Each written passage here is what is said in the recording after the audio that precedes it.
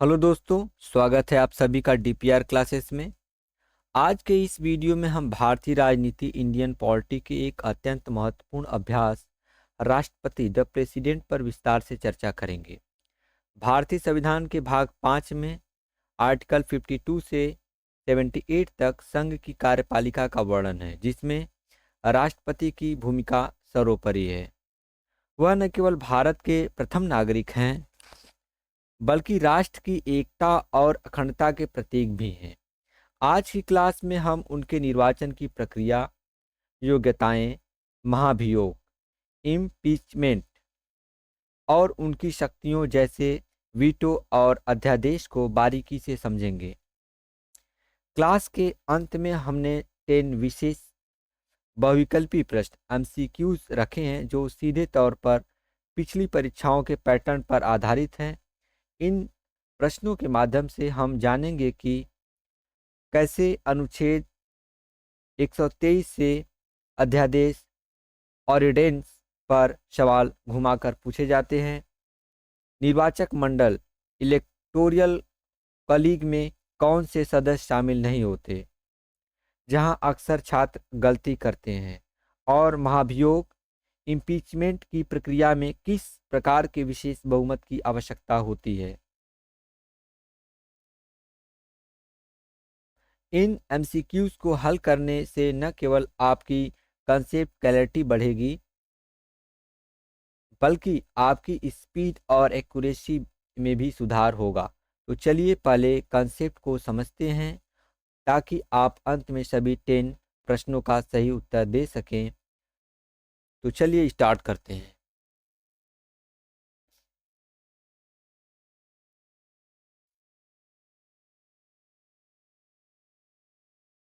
Chapter 17 आपका राष्ट्रपति है, प्रेसिडेंट, और इससे रिलेटेड जो मेन टॉपिक्स है पहले उसको हम यहाँ पे देख लेते हैं। फर्स्ट आपका है राष्ट्रपति का परिचय और संवैधानिक स्थिति।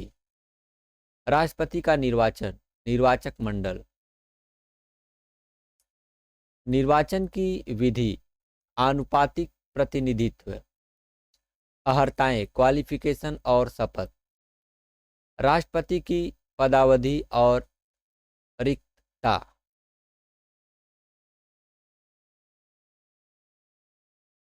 महाभियोग की प्रक्रिया, इम्पीचमेंट, राष्ट्रपति की कार्यकारी और विधायी शक्तियां, वित्तीय, न्यायिक और सैन्य शक्तियां, राष्ट्रपति की वीटो शक्ति, वीटो पावर, अध्यादेश जारी करने की शक्ति, आर्टिकल 123, क्षमादान की शक्ति, आर्टिकल 72, और लास्ट में हम एमसीक्यूज भी देखेंगे। तो चलिए स्टार्ट करते हैं। फर्स्ट टॉपिक है आपका संवैधानिक स्थिति और परिचय। संविधान के भाग 5 में अनुच्छेद 52 से 78 तक संघ की कार्यपालिका का वर्णन है। अनुच्छेद 52 के अनुसार भारत का एक राष्ट्रपति होगा, जो राज्य का प्रमुख, हेड ऑफ द स्टेट होता है। वह भारत का प्रथम नागरिक है और राष्ट्र की एकता, अखंडता और सुदृढ़ता का प्रतीक है।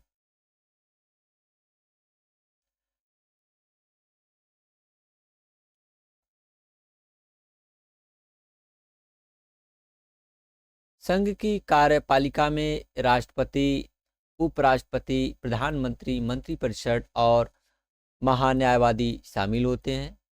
नेक्स्ट है आपका राष्ट्रपति का निर्वाचन, इलेक्शन। राष्ट्रपति का चुनाव जनता द्वारा प्रत्यक्ष रूप से नहीं, बल्कि एक निर्वाचक मंडल, इलेक्टोरल कॉलेज, इलेक्टोरल कॉलेज द्वारा किया जाता है। निर्वाचक मंडल में शामिल होते हैं फर्स्ट, संसद के दोनों सदनों के निर्वाचित सदस्य, राज्यों की विधानसभाओं के निर्वाचित सदस्य, दिल्ली और पुडुचेरी केंद्र शासित प्रदेशों की विधानसभाओं के निर्वाचित सदस्य, मनोनीत सदस्य नॉमिनेटेड मेंबर्स राष्ट्रपति के चुनाव में भाग नहीं लेते हैं। चुनाव आनुपातिक प्रतिनिधित्व प्रणाली के अनुसार एकल संक्रमणीय मत सिंगल ट्रांसफरेबल वोट के माध्यम से गुप्त मतदान द्वारा होता है। गुप्त मतदान द्वारा होता है। अब हम देखेंगे योग्यता और शपथ। वह भारत का नागरिक हो और कम से कम 35 ईयर्स की आयु पूरी कर चुका हो। वह लोकसभा का सदस्य निर्वाचित होने के लिए अहिरित हो, मतलब कैपेबल हो और किसी लाभ के पद ऑफिस ऑफ प्रॉफिट पर न हो। शपथ। राष्ट्रपति को पद की शपथ भारत के मुख्य न्यायाधीश CJI द्वारा दिलाई जाती है। उनकी अनुपस्थिति में उच्चतम न्यायालय के वरिष्ठतम न्यायाधीश शपथ दिलाते हैं। महाभियोग की प्रक्रिया इम्पीचमेंट। अनुच्छेद 61 के तहत राष्ट्रपति को संविधान के उल्लंघन के आधार पर पद से हटाया जा सकता है।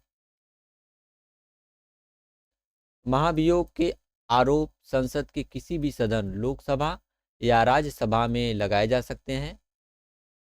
आरोप पत्र पर उस सदन के कम से कम 1/4 सदस्यों के हस्ताक्षर होने चाहिए और राष्ट्रपति को 14 दिन का नोटिस देना अनिवार्य है।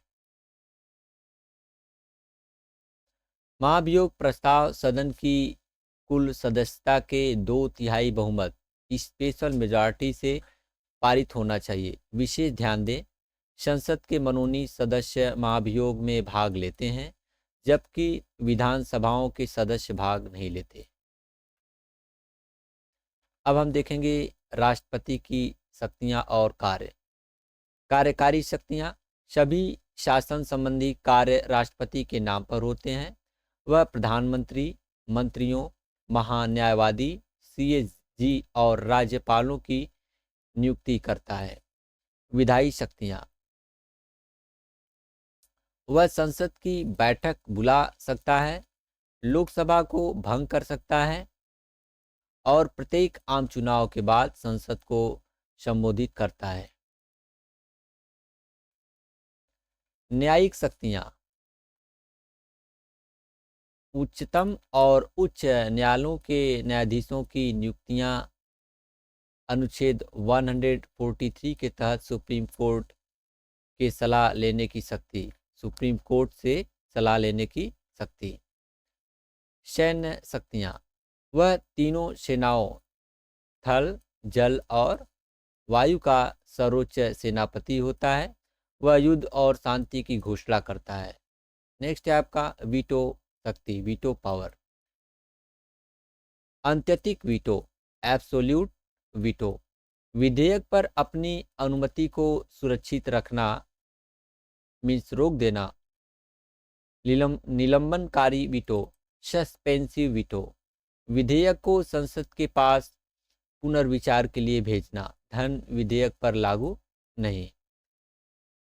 पॉकेट वीटो, विधेयक पर न तो अनुमति देना और न ही अस्वीकार करना बल्कि अनिश्चित काल के लिए लंबित रखना।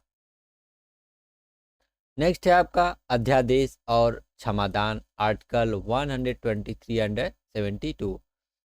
अध्यादेश, ऑर्डिनेंस। जब संसद के दोनों सदनों का सत्र न चल रहा हो तो राष्ट्रपति कानून के समान शक्ति वाला अध्यादेश जारी कर सकता है। इसकी अवधि संसद के पुनः सत्र शुरू होने से 6 सप्ताह तक होती है। क्षमादान, पर्डन। वह किसी अपराधी के दंड को पूरी तरह माफ कर सकता है, कम कर सकता है या स्वरूप बदल सकता है। वह मृत्युदंड, डेथ सेंटेंस को भी माफ कर सकता है। अब जो टॉपिक्स हम डिस्कस किए हैं उससे रिलेटेड यहाँ पे प्रैक्टिस के लिए MCQs भी देख लेंगे।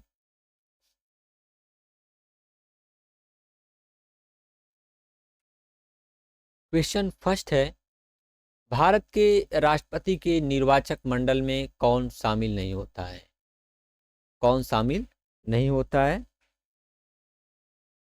राज्य विधान परिषदों के निर्वाचित सदस्य शामिल नहीं होते। ऑप्शन डी करेक्ट है। नेक्स्ट क्वेश्चन, राष्ट्रपति पर महाभियोग का आरोप संसद के किस सदन में शुरू किया जा सकता है?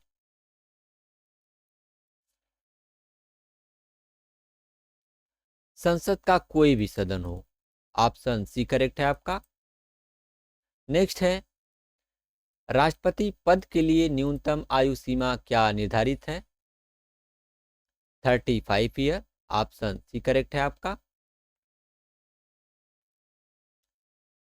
नेक्स्ट है आपका, संविधान के किस अनुच्छेद के तहत राष्ट्रपति अध्यादेश ऑर्डिनेंस जारी कर सकता है? आर्टिकल 123। ऑप्शन सी करेक्ट है आपका। नेक्स्ट है, राष्ट्रपति को पद की शपथ कौन दिलाता है? राष्ट्रपति को पद की शपथ कौन दिलाता है? भारत का मुख्य न्यायाधीश। भारत का मुख्य न्यायाधीश। ऑप्शन सी करेक्ट है। नेक्स्ट है, यदि राष्ट्रपति का पद मृत्यु या इस्तीफे के कारण रिक्त हो जाता है तो चुनाव कितने समय के भीतर होना चाहिए? 6 महीने के भीतर होना चाहिए। ऑप्शन बी करेक्ट है आपका। नेक्स्ट है, पॉकेट वीटो का उपयोग करने वाले भारत के एकमात्र राष्ट्रपति कौन थे? ज्ञानी Zail Singh. Giani Zail Singh. Option B correct है आपका। नेक्स्ट है आपका, राष्ट्रपति की क्षमादान शक्ति पैर्डोनिंग पावर किस अनुच्छेद में वर्णित है? किस अनुच्छेद में वर्णित है? अनुच्छेद 74 में वर्णित है आपका। ऑप्शन सी करेक्ट है।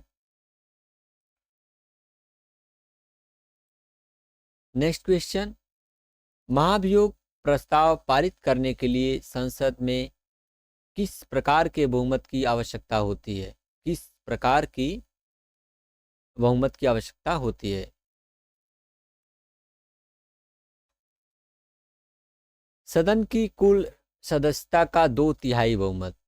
सदन की कुल सदस्यता का 2/3 बहुमत। ऑप्शन बी करेक्ट है आपका। नेक्स्ट एंड लास्ट, इनमें से कौन सा कथन असत्य है?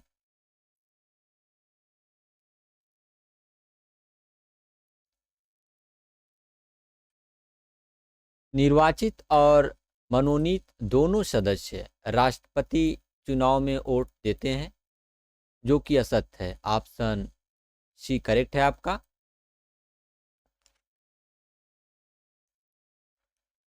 तो दोस्तों, आज हमने भारत के राष्ट्रपति से जुड़े सभी प्रमुख संवैधानिक प्रावधानों और उनकी शक्तियों को गहराई से समझा। हमने देखा कि कैसे अनुच्छेद 61 के तहत महाभियोग चलाया जाता है और अनुच्छेद 72 के तहत उन्हें क्षमादान की शक्ति प्राप्त होती है।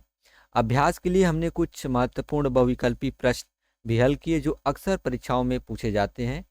आशा है कि अब आपको इस विषय में कोई संदेह नहीं होगा। अगर आपको यह क्लास मददगार लगी हो तो डीपीआर क्लासेस को सब्सक्राइब करना न भूलें और इस वीडियो को अपने दोस्तों के साथ ज़रूर शेयर करें। इस क्लास के नोट्स